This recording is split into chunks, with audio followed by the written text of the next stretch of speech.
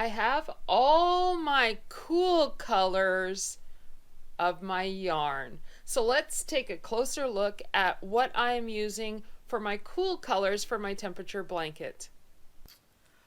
I have started a temperature blanket. It is January of 2024 and I am creating a blanket that goes with the temperature for that day. Alright, so we're using the white, and that's going to be less than 32 Fahrenheit. So you go ahead and use the white whenever your temperature is below 32.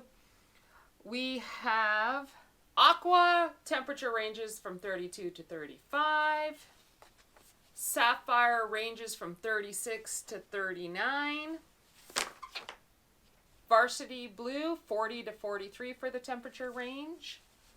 Dark teal, 44 to 47. For the forest green, its temperature 48 to 51 is what we are using. So those are the cool colors that I've been using, and this is how the temperature ranges have been implemented in the blanket. It is a garter stitch. It's 220 stitches to cast on and size 9 knitting needles.